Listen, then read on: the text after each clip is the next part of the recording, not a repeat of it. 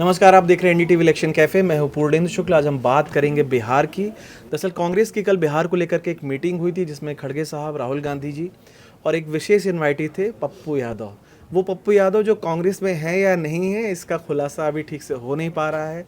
अभी पिछले दिनों पटना में राहुल गांधी की ट्रक पर जो विरोध प्रदर्शन हो रहा था बिहार बंद, उसमें उनको चढ़ने नहीं दिया गया, बहुत खबर बनी। कल वो उस मीटिंग में शामिल हुए, उनकी खड़गे साहब से मुलाकात हुई, उनकी राहुल गांधी से मुलाकात हुई। मुलाकात के बाद जब वो बाहर निकले तो उन्होंने कुछ ऐसा बयान दिया, उस पर भी विवाद शुरू हो गया। वो बयान ये था कि कांग्रेस के पास बिहार में सीएम फेस की कमी नहीं है, कांग्रेस के पास राजेश राम और तारिक अनवर जैसे नेता हैं। अब बीजेपी इस पे कह रही है कि कांग्रेस जो खुद बोल नहीं पाती वो पप्पू यादव के बहाने बुलवाती है, तो कांग्रेस का एजेंडा आगे बढ़ा रहे हैं पप्पू यादव। इस पर हम चर्चा करेंगे। हमारे साथ मेहमान हैं आज, बचित सर हैं, बाबा हैं, शादाब जी हैं, संजय सर हैं और मयंक सर हैं। बाबा, पहली टिप्पणी आपकी, क्योंकि टॉपिक भी आप ही ने सुझाया था। जब मैं गया आपके पास तो आप एक आर्टिकल लिख रहे थे इसी मुद्दे पे।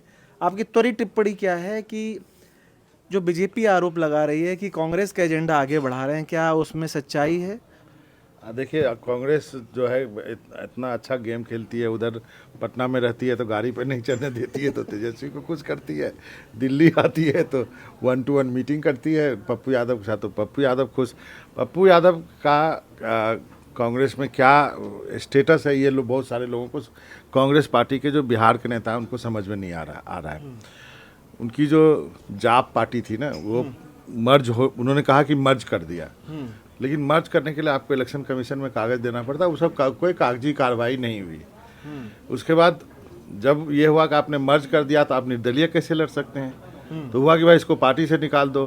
तो पार्टी से कैसे निकालेंगे, क्योंकि आपने प्राथमिक सदस्यता ही नहीं दी थी, तो पार्टी से भी नहीं निकाल सकते। बड़ा बहुत curious case of Pappu Yadav है। यदि आप उसको अच्छे से, यदि आप कांग्रेस बीट कवर करते हैं तो आपको ये सब क्यूरियस केस मिलेगा। ये तो आप पार्टी से भी नहीं निकाल सकते, इसलिए वो निर्दलीय लड़ गए। तो जीत गए। आरजेडी ने वहाँ पे कैंडिडेट दे दिया, उसके बावजूद भी जीत गए। अब आके राहुल गांधी का झंडा बुलंद कर रहे हैं। कांग्रेस में दो तरह के नेता हैं। एक बोलते हैं कि भाई साहब इसको थोड़ा सा दूरी रखो, क्योंकि वो जो बयान दिया है ना, जैसे तारिक अनवर और राजेश राम का नाम लिया। अब देखिए आरजेडी के लिए कितनी दिक्कत भरी बात कर दी है। एक तो है दलित और एक है मुसलमान। तो भाई साहब, आप महागठबंधन में दो यहाँ से फ्लोट कर रहे हैं नाम कि भाई ये भी हैं। हालांकि आप लड़ेंगे 85 सीट, तो जीतेंगे कितना आपको मालूम नहीं।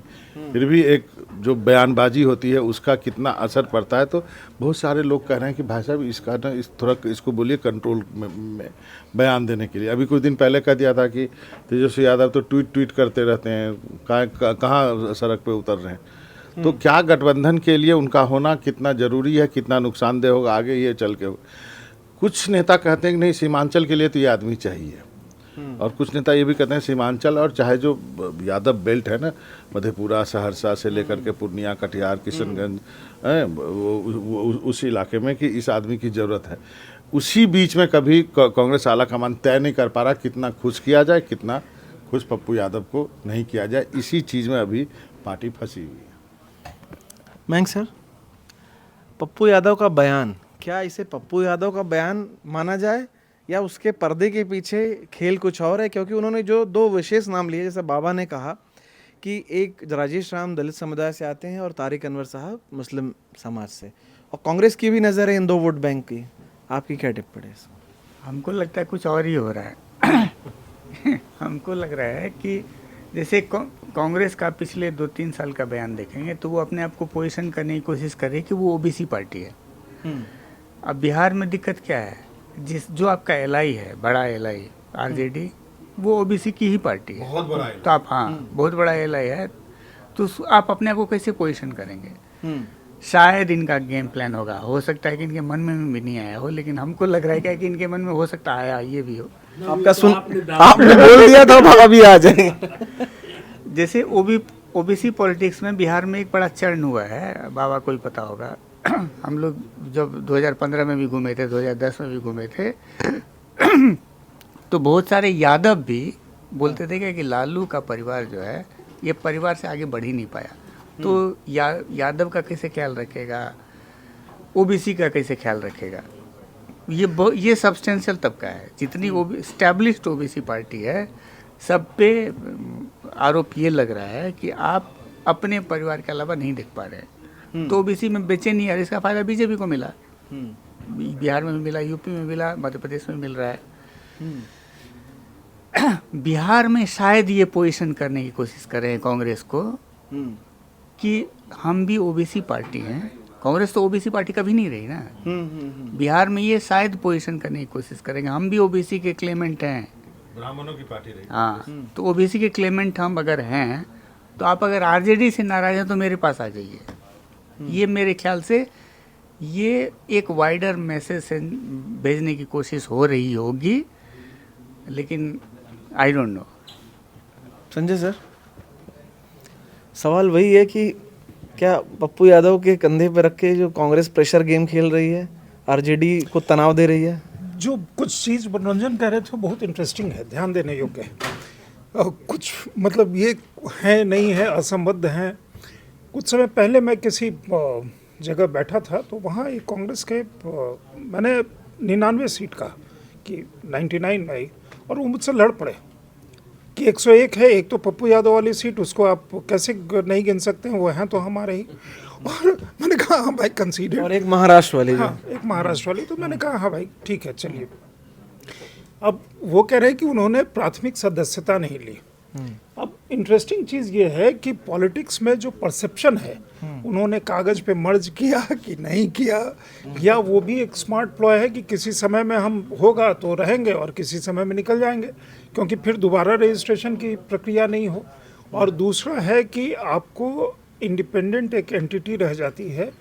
तो मैं पर्टिकुलरली इस केस में कोई आरोप नहीं लगा रहा हूँ, डोनेशन की प्रक्रिया सरल हो जाती है, डोनेशन लेने की और डोनेशन देने की। वो डोनेशन का एक अलग कहानी है। बहरहाल, तो एक वो चीज़ है। दूसरी चीज़ है कि पप्पू यादव का अपना, जो हम लोग के भाषा में कहते हैं खुन्नस, लालू यादव के परिवार से है। किसी समय में कोसी का जो बेल्ट है, सीमांचल और कोसी के ये मतलब, क्योंकि लालू यादव का जो प्रभुत्व क्षेत्र था इधर ज़्यादा था, और कोसी वाले इलाके में, क्योंकि कोसी में दो लोग आपस में, मतलब एक आनंद मोहन सिंह इधर से उधर से, इन दोनों की कहानी वही है, वहीं से शुरुआत होती है। मतलब आनंद मोहन सिंह के राइज की, पप्पू यादव के साथ लड़ाई, बाकी तमाम तरह की अलग कहानियाँ हैं।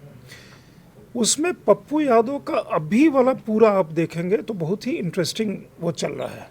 पप्पू यादव के पर्सनालिटी के अलग अलग आयाम हैं, ये मैं पहले भी कह चुका हूँ। अभी जो वो कह रहे हैं, जो उनको धकिया दिया गया था, चढ़ने नहीं दिया गया, जिसको मतलब बिहारी भाषा में कहें तो धकिया करके उतार दिया, तो उसको वो कह रहे थे नहीं नहीं मेरा अपमान नहीं है, क्योंकि मेरे नेता ने का कोई ऐसा नहीं है। वो राहुल गांधी को अपना नेता मान रहा है। अब राजनीति एक ऐसी चीज़ है कि वहाँ क्या हुआ, आपका फोटो खिंचाना और कौन किसके साथ बैठा है और किस में बुलाए गए हैं। एक तरफ ये है कि इस समय दो बहुत बड़े नेता दिल्ली आए थे कांग्रेस के। मैं थोड़ा सा वो कर रहा हूँ, केवल मैं इंपॉर्टेंस बता रहा हूँ उस मीटिंग की, इसलिए मैं वो दो नाम का जिक्र कर रहा हूँ, सीतारामैया और डीके शिव कुमार। दोनों राहुल गांधी से अपॉइंटमेंट मांगे थे, अपॉइंटमेंट नहीं मिला। वो एक अलग तरह की मैसेज है, मतलब वहाँ की बीच में वो कोई पोजीशन नहीं लेना चाहते हैं, वो एक अलग बात। लेकिन पप्पू यादव को बुला करके मिलना, पार्टी अध्यक्ष राहुल गांधी उनके साथ मिलना, और उसके बाद ये बयान देना, कांग्रेस कहीं से, मतलब लालू यादव के बगैर या आरजेडी के बगैर कांग्रेस का कोई अपना इंडिपेंडेंट वजूद हो, बहुत मुश्किल से, कहीं थोड़ा बहुत मुश्किल से वो दोनों पाँव पे खड़े रह पाएंगे उनके बगैर। लेकिन ये जो होता है ना, जिसको बिहारी में कहते हैं उछन्नर, मतलब उछन्नर का बढ़िया हिंदी अनुवाद क्या होगा, जो भी है, तो वो है कि एक उछन्नर, वो मतलब पप्पू यादव उनको तकलीफ देने के लिए, उनको किसी तरह से परेशान करने के लिए। लेकिन इम्पॉर्टेंट ये है कि उस मीटिंग के बाद कह रहे हैं, जिस पे कि अमित मालवीय ने वो ट्वीट करके कहा कि ये कांग्रेस जो खुद नहीं कह पाती वो पप्पू यादव के मुंह से कहवाती है। अब आप जब इंतजार कीजिएगा कि जिस समय में आरजेडी की तरफ से इसका प्रतिवाद आएगा, क्योंकि अभी वो इग्नोर कर रहे हैं पप्पू यादव के कहने को, लेकिन किसी समय पे उनको कहना होगा। विचित सर, ये जो संजय सर ने सवाल उठाया कि डीके आए और सिद्धारमैया आए, राहुल गांधी ने उनको मिलने का वक्त नहीं दिया, लेकिन पप्पू यादव के साथ मीटिंग की, क्या पप्पू यादव का कद बड़ा करने की कोशिश है? नहीं, पप्पू यादव का कद तो बड़ा ऐसे करने से हो भी नहीं जाएगा अचानक, लेकिन इससे एक चीज़ ये साबित होता है कि राहुल गांधी जिस सवाल से टकराना चाहिए और उसका जल्दी से सॉल्यूशन ढूंढना चाहिए। वो सॉल्यूशन ढूंढने में नहीं जुटते हैं। उनको कर्नाटक को बचाना ज़्यादा ज़रूरी है, ये बिहार भी ज़रूरी है, लेकिन उस पर नहीं। दूसरी बात पप्पू यादव को तरजीह देने की है। पप्पू यादव को तरजीह देने का नतीजा मिला भी उनको। बाहर निकल करके उन्होंने कांग्रेस के लिए बोल दिया। आप ही ने बताया, बाबा बता रहे हैं कि भाई कि बीजेपी कांग्रेस के पास सीएम फेस की कमी नहीं है। वो बिल्कुल सही कह रहे हैं। कांग्रेस के पास सीएम फेस की कोई कमी नहीं है, बस कमी है वोट की। जब वोट ही नहीं रहेगा तो आप सीएम फेस जितने हो उतने बना लीजिए, उससे क्या हो जाएगा। इसीलिए बिहार में कांग्रेस की त्रासदी यही है कि वो अपने ज़मीन पर पार्टी को मजबूत करने के लिए काम ही नहीं करती। वो हमेशा पिछले 35 साल, 35 तो नहीं लेकिन 25 साल से तो हो ही गया, वो अपने कंधे दूसरे के कंधे पर उछल कर चलती है। और उससे पहले के 10 साल विपक्ष में होकर भी उसने धीरे धीरे अपनी सारी ज़मीन वो बिहार में गंवाती गई। बिहार में कांग्रेस के नेता बेहद लापरवाह, जनता से कटे हुए, खास जो बाबा बताए कि ब्राह्मण और भूमिहार बड़ी जातियों से 2-4 जो आप देख लीजिए उनका, और वो सारे नेता अध्यक्ष बनते हैं, अध्यक्ष पद से हटाए जाते हैं और दूसरे पार्टी में चले जाते हैं। और केंद्रीय नेतृत्व ये समझ ही नहीं पाता है कि हम उस पार्टी को चलाएं कैसे। वैसे में 2 चीज़ें हैं, उसको आरजेडी को कंट्रोल में भी रखना है और दूसरी तरफ अपने लिए भी थोड़ा आधार मजबूत करना है। तो पप्पू यादव एक तरह से कहिए तो उसके लिए को उसने आउटसोर्स किया है। अपने अंदर मिला लेती है लेकिन नहीं मिलाया, तकनीकी कारण तमाम बाबा ने बताया, तो उसने आउटसोर्स कर रखा है। और कांग्रेस ये दिखाना चाह रही है, अब उसकी पूरी फिलॉसफी बिहार की वही लग रही है कि जब वो तेजस्वी के साथ रहेगी तब पप्पू को धक्का दे देगी, जब पप्पू से वो पार्टी मिलेगी तो तेजस्वी को धक्का देने वाली बात करेगी। तो मिर्ज़ा गालिब का मिर्ज़ा गालिब नहीं, अकबर इलाहाबादी का शेर है कि मेरा ईमान मुझसे क्या पूछती हो मुन्नी, शिया के साथ शिया हूँ, सुन्नी के साथ सुन्नी। यही तो दिख रहा है कम से कम कांग्रेस का। शादाब जी, ये जो शेर पढ़ा है, क्या आप सहमत हैं उससे? आप जो पप्पू यादव जी और कांग्रेस जो तेजस्वी और पप्पू यादव के बीच में बैलेंस कर रही है? देखिए, पप्पू यादव ने जो कहा है, देखिए वो तो एक जुमला है। जुमला इसलिए है कि कांग्रेस तो 70 सीट ही लड़ पाएगी अगर वो मैक्सिमम अगर वो बार्गेन कर पाएगी, या भी नंबर्स कुछ आगे पीछे हो सकते हैं। तो स्वाभाविक है कि बाबा तो कह रहे हैं 50 सीट इस बार। हाँ, वही मैं कह रहा था कि अभी बातचीत तो चल रही है, तो कांग्रेस 50 से 70 के बीच में लड़ेगी। और तो स्वाभाविक है कि वो उतने में तो मुख्यमंत्री बनता नहीं है कोई, तो मुख्यमंत्री कैसे बनेगा। तो ये एक सिर्फ एक उनकी तरफ से एक बयान है जो कि फेंका गया है। देखिए, कांग्रेस का बड़ा गौरवशाली इतिहास रहा है बिहार में। अगर आप इतिहास के पन्नों को पलटेंगे तो कांग्रेस ने बिहार में 18 मुख्यमंत्री दिए हैं। कांग्रेस का इतिहास तो बहुत नहीं, पूरे देश में गौरवशाली रहा है। ऐसा बात यहाँ वर्तमान की है। मैं अभी वही बता रहा हूँ कि देखिए, लेकिन जब मंडल कमीशन की रिपोर्ट आई और जब वीपी सिंह ने मंडल कमीशन लागू किया और जो क्षेत्रीय नेता पैदा हुए, उसके बाद कांग्रेस कमज़ोर होती चली गई।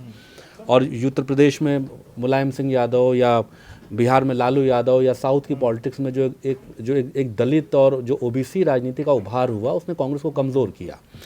तो देखिए, अब कांग्रेस ये जो पप्पू यादव बात कह रहे हैं, तो स्वाभाविक है कि इन बातों में कोई दम नहीं है। जो उनके अंतिम मुख्यमंत्री थे वो जगन्नाथ मिश्रा थे, वो भी 5 साल में 4 मुख्यमंत्री कांग्रेस पार्टी ने बदले थे। तो ये जो बैलेंस बनाने की कोशिश करती है कांग्रेस पार्टी तेजस्वी यादव और पप्पू यादव के बीच में, मुझे लगता है कि ये जो पॉलिटिक्स है ये बहुत कांग्रेस को सूट नहीं करेगी। क्योंकि देखिए, अल्टीमेटली लालू यादव ने कभी साथ नहीं छोड़ा। अगर आप इस पूरे यूपीए अलायंस को देखें तो सोनिया गांधी के हर मुश्किल समय में जब चाहे उनका विदेशी मूल का मुद्दा उठा तो वो साथ रहे, या मनमोहन सिंह का अगर आप 10 साल का कार्यकाल देखें तो सबसे जो उनके विश्वस्त सहयोगी थे वो लालू यादव ही थे। और लालू यादव ने कभी उनके साथ एक अच्छी बात यह रही कि जो कांग्रेस जो एक सेकुलरिज्म की पॉलिटिक्स करती है, लालू यादव ने कभी समझौता नहीं किया। देखिए, मुलायम सिंह तो कल्याण सिंह को लेके आ गए थे पार्टी में, वो कल्याण सिंह जिनके ऊपर आरोप लगा था बाबरी ढांचे को गिराने का। लेकिन लालू यादव का जो सेकुलरिज्म की जो बात है वो 100% खरी है। तो आप अगर उस बात को तौलें तो वो कांग्रेस के सबसे पुराने सहयोगी हैं, सबसे विश्वस्त सहयोगी हैं। लेकिन स्वाभाविक है कि कांग्रेस पार्टी अपनी भी जगह वहाँ तलाश रही है बिहार में, क्योंकि वो पिछलग्गू हो गई। जो हिंदी भाषी अगर आप पट्टी को देखें, उत्तर प्रदेश में उसने मुलायम सिंह से गठबंधन किया, कांग्रेस कमज़ोर हुई। बिहार में उसने लालू यादव से गठबंधन किया, कांग्रेस कमज़ोर हुई। झारखंड में आज वो हेमंत सोरेन के ऊपर डिपेंड है। तो ये जो छटपटाहट है कांग्रेस की कि अपनी पार्टी को मजबूत करना, खुद को फैलाना, उसमें कोई गलत नहीं है। हर राजनीतिक दल का ये अधिकार है कि वो अपने को मजबूत करे, अपनी पार्टी को फैलाए। और मैंने जैसा कि बताया कि कांग्रेस का एक गौरवशाली इतिहास रहा है कि 18 मुख्यमंत्री उसने बिहार में दिए हैं। लेकिन मुझे लगता है कि जो बैलेंसवादी पॉलिटिक्स करने की कोशिश अभी कांग्रेस कर रही है, मुझे लगता है कि ये उचित समय नहीं है, क्योंकि अगर आप इससे ऐसा करेंगे तो एक रिफ्ट आएगा अलायंस के अंदर, और जो आपकी जो मजबूती या जो एका दिखाना है आपको, देखिए नीतीश कुमार कमज़ोर नहीं है, जो नीतीश कुमार का अलायंस है वो भी बहुत मजबूत अलायंस है। तो कांग्रेस को ये समझना होगा कि वो एक बेहद मजबूत अलायंस से लड़ने जा रही है। इसलिए पप्पू यादव जो इस तरह से मुख्यमंत्री का नाम उछाल रहे हैं या जो बयान दे रहे हैं, उसको कांग्रेस को रोकना चाहिए। देखिए ये तो डिस्कशन चलता रहेगा हमारा इलेक्शन तक। अभी जो महत्वपूर्ण खबर आई है वो दर्शकों को देना जरूरी है।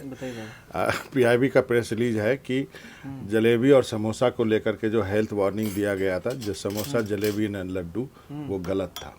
अच्छा, उसने लिखा है कि advisory of Indian health ministry does not carry any warning labels on food products sold by vendors and has not been selective towards Indian snacks.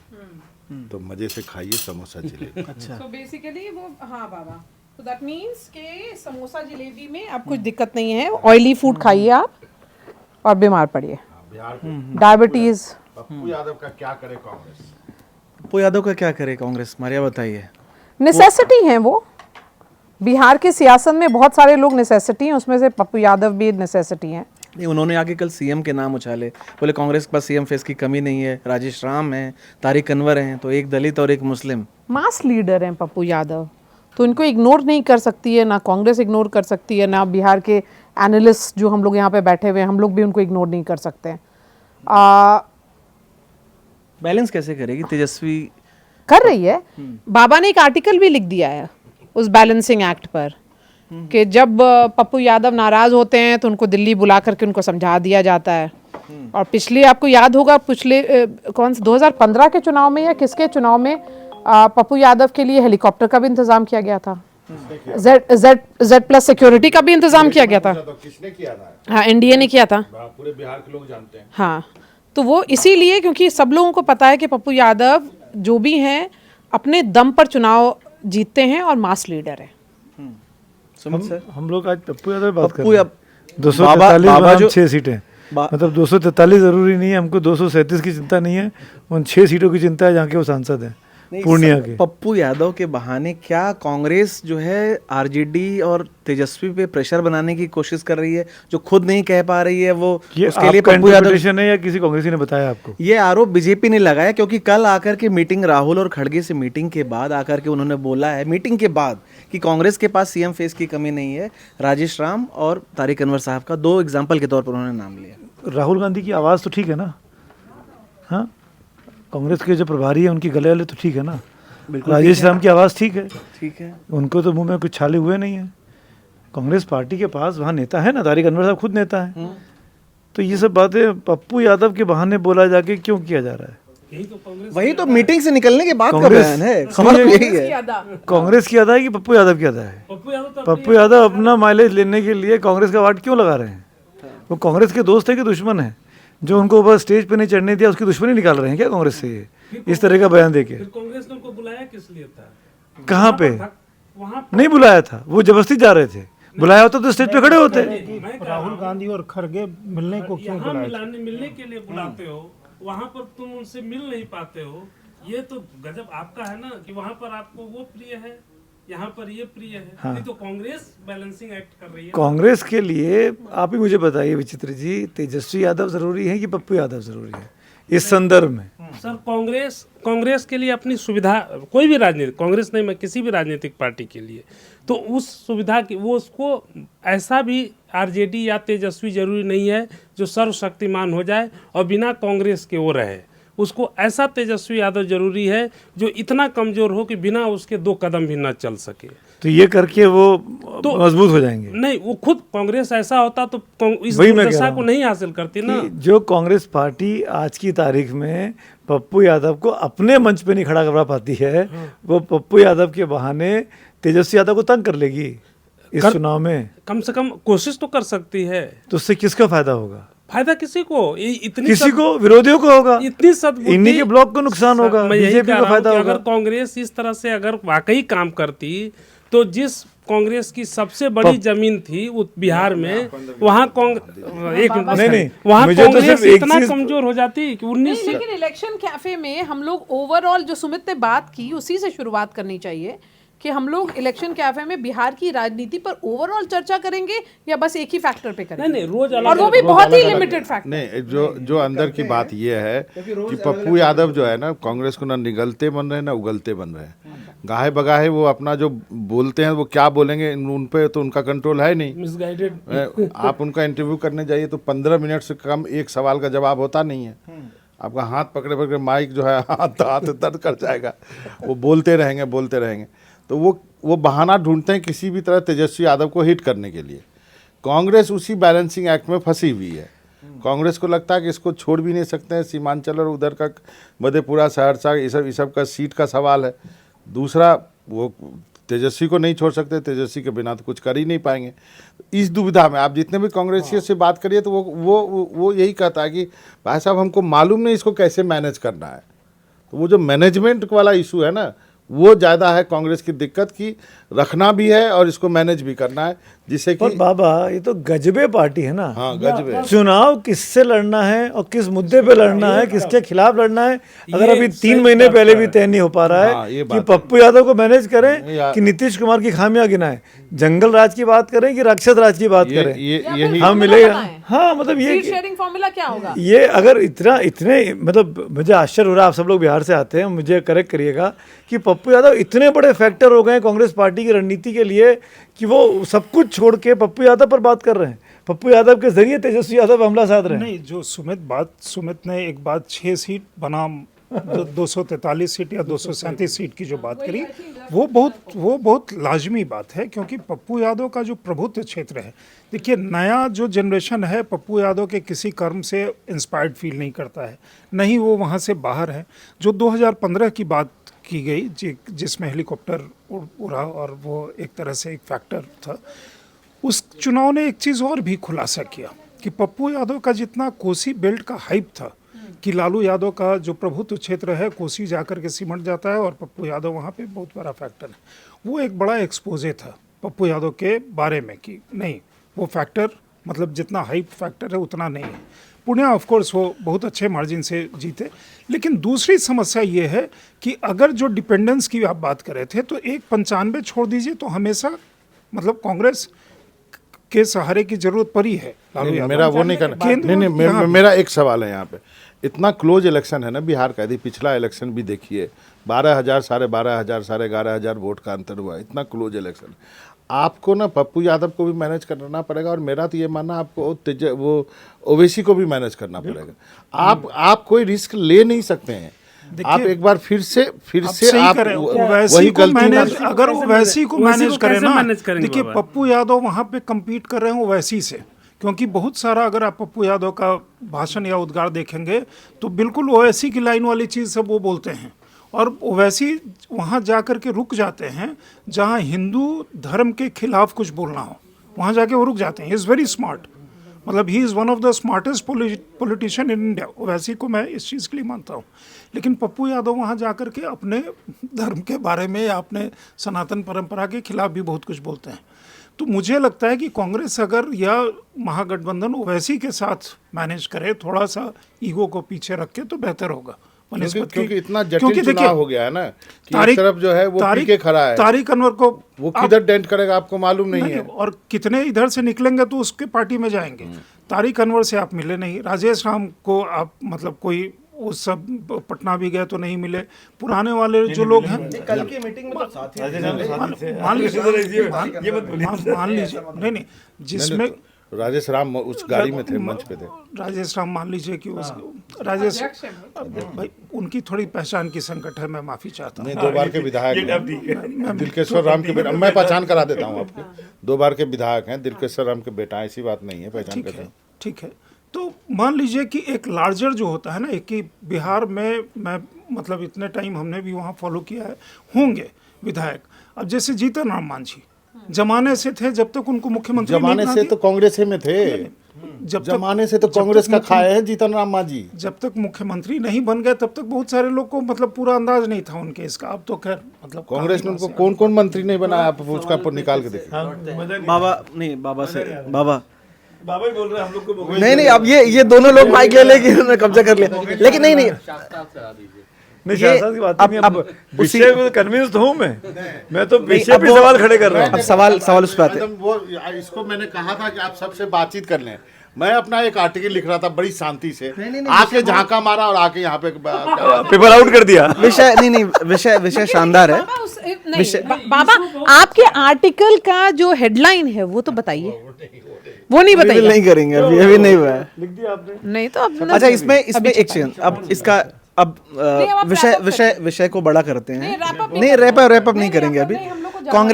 Congress की बात हो रही है कि जो क्या कांग्रेस कोशिश जो कर रही है, राहुल गांधी के बार बार दौरे हो रहे हैं, आप लोग क्या ग्राउंड पे देख रहे हैं, बातचीत हो रही है लोगों से, आपको लग रहा है कांग्रेस कुछ बेहतर कर पाएगी? पिछली बार से उसका प्रदर्शन बेहतर रहेगा? पिछली बार 70 सीटें लड़ी, 19 जीती, बहुत खराब स्ट्राइक रेट था। अच्छा, मारिया कुछ टिप्पणी करना चाहते हैं? कांग्रेस का वोट बैंक क्या है बिहार में?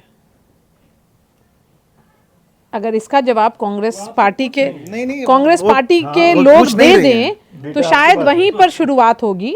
कांग्रेस का अपना वोट बैंक क्या है बिहार में? कांग्रेस बिहार में आरजेडी पर डिपेंडेंट है। तेजस्वी यादव अगर अपना वोट बेस बढ़ाएंगे तब कांग्रेस का नंबर बढ़ेगा। यही है कांग्रेस की स्थिति बिहार में। तो जो कांग्रेस पैरेलल कोशिश कर रही है, राहुल गांधी बार बार दौरा कर रहे हैं, मारिया कह रही हैं कि वो आरजेडी पे डिपेंडेंट है, आरजेडी का बेस बढ़ेगा तो ही कांग्रेस को प्रॉफिट होगा। कांग्रेस का मतलब अपना कुछ नहीं है, बात ये है। और ये गलत भी नहीं है, फैक्ट है ये। आप कैसे आरजेडी के बगैर कांग्रेस को इस वक्त इमेजिन कर सकते हैं? क्या ये संभव है कांग्रेस पार्टी आज की तारीख में अकेले चुनाव लड़ने की बात कर दे? क्या ये संभव है? मैं आप सबसे पूछना चाहता हूँ। और देखिए तेजस्वी भी नहीं, ये चीज तेजस्वी भी नहीं दोनों करेंगे। तरफ से, हाँ, और बिल्कुल। दूसरी चीज है कि कांग्रेस का वोट, मुझे लगता है कि जिस तरह से पिछले कुछ समय से राहुल गांधी भारत यात्रा के बाद संविधान की किताब लेकर के चले हैं, दलितों में खासकर बिहार में जिस दलित समुदाय से राजेश कुमार आते हैं, वो नाम लेने पर डेरोगेटरी मामला हो जाता है, इसलिए नहीं लूँगा। हाँ, रविदासी समझिए, उसमें कांग्रेस की पैठ अगर मजबूत होगी ऐसा लगता है। और पिछली बार कांग्रेस ने कोई प्रचार नहीं किया था। अगर राहुल गांधी जैसा पिछले दिनों दिखाए थे, अगर कंटिन्यूअस चुनाव तक यही स्थिति रही तो मुझे लगता है सर कि कांग्रेस का बेस थोड़ा बढ़ेगा। ये जो समुदाय है रविदासी, ये ईबीसी में आता है? नहीं, दलित देखिए, और ये बिहार का सबसे बड़ा दलित, सबसे बड़ा, हाँ, हमारे सासाराम से सबसे बड़ा दलित समुदाय यही है। जो पासवान है वो दूसरे नंबर पर, थोड़ा पॉइंट में ही, लेकिन इनसे थोड़ा कम। पार्टी अध्यक्ष अगर बनाने से एक जाति विशेष के पार्टी को वोट आ जाता तो बीजेपी को आ गया होता बहुत सारे यादव वोट। एक मिनट, आज भी गृह राज्य मंत्री जो है नित्यानंद राय हैं, जो यादव समाज से आते हैं। जब चन्नी को मुख्यमंत्री बनाया गया था पंजाब में, तो कहा गया कि मास्टर स्ट्रोक है, सारे दलित जो है राहुल जी ने पलट दिए। क्या हुआ? नहीं, ये सही कह रहे हैं। राजेश राम की पहचान जो है, जो कांग्रेस बहुत क्लोजली जानते हैं, करते हैं, उन्हीं तक है। मैं ये इसलिए बार बार कह रहा हूँ, पहचान का मतलब ये नहीं उन्होंने कहा कि 2 टर्म वो एमएलए हैं, फलाने के बेटा हैं, ये हैं, वो सब सही है। पहचान क्या दलित नेता के तौर पे है? क्या वो दलितों के बीच में हैं? मतलब इसलिए कोई पद अध्यक्ष बना देने से, किसी पार्टी का पद दे देने से, अभी तक तो भूमिहार थे कांग्रेस के अध्यक्ष, तो भूमिहार क्या कांग्रेस के साथ है? नहीं, देखिए, भूमिहार में और दलित के वोट में बहुत फर्क है। अरे सर, पार्टी अध्यक्ष बना दीजिए, मैं आपको 100 नाम गिना दूंगा जिसमें कि नहीं, मेरी बात सुन लीजिए कि दलित राजेश राम को 2 महीने पहले तक कोई नहीं जानता था।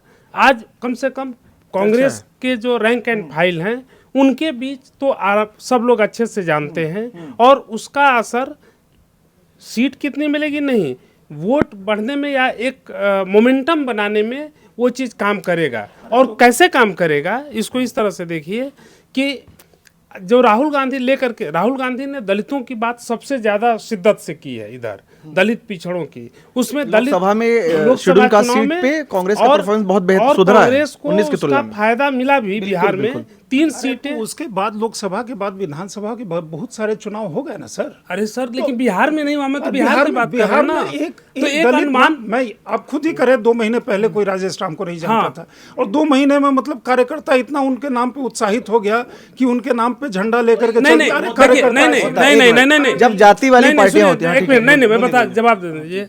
मैंने पहले से ही बिल्कुल शुरुआत में ही ये कहा था कि झंडा लेकर के क्रांति कर देगा, ये बात मैंने नहीं कही। मैंने कहा कि उसकी स्थिति सुधरेगी। अगर स्थिति सुधरने को आप अगर सोच रहे हो कि पूरा बदलाव आ जाएगा, तब तो इस पर मैं कुछ नहीं कह सकता हूँ। लेकिन स्थिति कांग्रेस की सुधरेगी इसलिए कि अगर राहुल गांधी लगातार मेहनत किए, मैंने कंडीशन भी अप्लाई है उसमें कि अगर राहुल गांधी लगातार प्रयास किए तो ये जो कांग्रेस ने प्रयोग किया, जो भूमिहार या ब्राह्मणों से बाहर निकल करके, पहले मुझे बोलेंगे। भूमिहार और ब्राह्मण से बाहर निकल करके एक कांग्रेस का अध्यक्ष दलित कर को रही है, बनाया सही है, उसका प्रभाव उसको फायदा मिल सकता है। एक चीज मैं इसमें ये बोलना चाहता हूँ, देखिए दलित बाबा, जैसे आपने बताया कि भाई दलित कम्युनिटी में संख्या के आधार पे 3 बड़ी जातियां, जैसे रविदास समाज हो गया, पासवान और मुसहर। भाई पासवान समाज से मान लीजिए चिराग पासवान साहब का परिवार भी, चिराग पासवान फिलहाल वो हैं। मुसहर समाज से जीतन राम मांझी, रविदास नहीं सॉरी, अभी बड़ा फेस तो वही है फिलहाल। तो रविदास समाज से अगर कांग्रेस ने ये दांव खेला है तो नहीं, उसमें मैं क्या एक चीज क्या और बुराई बता है? दूं कि बिहार की राजनीति को जो लोग जानते हैं वो इतना जानते होंगे कि जीतन राम मांझी के बावजूद मुसहर समाज सबसे ज्यादा आरजेडी को वोट देता है। लोग ये कैसे भूल जाते हैं कि जीतन राम मांझी मखदूमपुर से चुनाव लड़ते थे, वो अपना भी चुनाव हारे हैं। हाँ, कई तो चुनाव हारे हैं, कई ये चुनाव भी हारे हैं। एक फैक्ट है। हाँ, हम वहीं पे मखदूमपुर के आसपास मेरा गांव है मखपा जी। मेरा प्रिसाइजली आर्गुमेंट यही था हाँ। कि जैसे वो मुख्यमंत्री बना दिए गए और बीजेपी झांसे और में फिर आ भी गई हारी। कि वो इतने बड़े नेता हो गए हैं, तो फिर उनके साथ अलायंस में चलेगी, फिर भी वो हार गए। हाँ, फिर हम भी हार लोग ना, हम लोग पुण्य, हम लोग कई बार चर्चा कर चुके हैं कैफे में कि हम लोग बहुत सिंप्लीफाइड तरीके से चीज़ों को देखते हैं कि इतने % दलित है, ये दलित नेता है, सब इसको वोट करेंगे। इतने % मुसलमान है, ये मुसलमान कैंडिडेट खड़ा है, सब इसको वोट करेंगे। ऐसा नहीं होता है। अमूमन माना जाता है कि उसकी बहुसंख्यक उनको उस पर्टिकुलर कम्युनिटी के ज्यादातर लोग वोट करेंगे। यादव जेडीयू से नहीं हाँ, मैं वही कह रहा हूँ, ऐसा कैसे हो सकता है? ये कहते हैं ना कि भाई जीतन राम मांझी मुसहर के नेता, अरे नहीं, बात है, बिल्कुल फैक्ट है कि मांझी इसीलिए चुनाव जीतते हैं कि वो आरजेडी के टिकट पे चुनाव लड़ते रहे। इसीलिए उसकी सबसे बड़ी वजह ये है। ऐसा थोड़ी कि सिर्फ वो मुसहरी उनको वोट दे रहा था, उनको वो तो इसीलिए होते हैं ना कि वो अपनी कास्ट का वोट ट्रांसफर करेंगे, अदरवाइज क्यों इंडिया उनको रखेगा? नहीं, उसमें क्या होता है, लॉजिक ये होता है कि पहले एक बेस होता है, बेस के ऊपर टॉपअप के लिए लोगों को लाया जाता है। वही यही है। टॉपअप के लिए उनका वैल्यू है, वरना मोदी जी क्यों उनको वोट देंगे? वो ये कैलकुलेशन के बेसिस पर होता है, लेकिन चुनाव में एक्चुअली में उस तरह से अनफोल्ड नहीं करते हैं। वो टॉपअप इमेजिन किया जाता है, और ये इमेजिनरी जो वोट्स होते हैं ना, जैसे आप अरिथमेटिक के ग्राउंड पर हम लोग हमेशा बोलते हैं 34 से इधर आ गया, 40 से इधर चल गया, ये तो एकदम स्वीप है। बिहार में अभी चुनाव नहीं बना है। बिहार में अभी चुनाव, ये भी कहना कि कट टू कट है, बहुत क्लोज है, ये भी सही नहीं है। बिहार में किस ग्राउंड पे चुनाव होगा वो भी क्लियर नहीं है। बिहार में किस इशू पर कौन चुनाव लड़ेगा अभी तक क्लियर नहीं है। लास्ट टाइम की अगर हम चर्चा करें 2020 के चुनाव और 2015 के चुनाव में, वो पूरा चुनाव लास्ट 15 दिन या 20 दिन में बना था। 2020 में तेजस्वी यादव ने माहौल 15 दिन में पूरा अपने तरफ पलट दिया था। तो इसीलिए अगर कुछ भी पप्पू यादव फैक्टर होंगे या नहीं, ये फैक्टर होंगे या नहीं, कितना लोकलाइज्ड इशू होगा, सीमांचल में क्या होगा, इधर कहाँ कोसी बेल्ट में क्या होगा, मगध में क्या होगा, फलाना में क्या होगा, कुछ नहीं अभी क्लियर है। बिहार में अभी चुनाव बना भी नहीं है। तो इसी के साथ आज की चर्चा खत्म करते हैं कि बिहार में अभी कुछ भी पिक्चर जो है क्लियर नहीं है, पिक्चर अभी बाकी है। तो देखते रहिए इलेक्शन कैफे। आज के लिए बस इतना ही, कल मिलते हैं किसी दूसरे विषय के साथ, तब तक के लिए नमस्कार।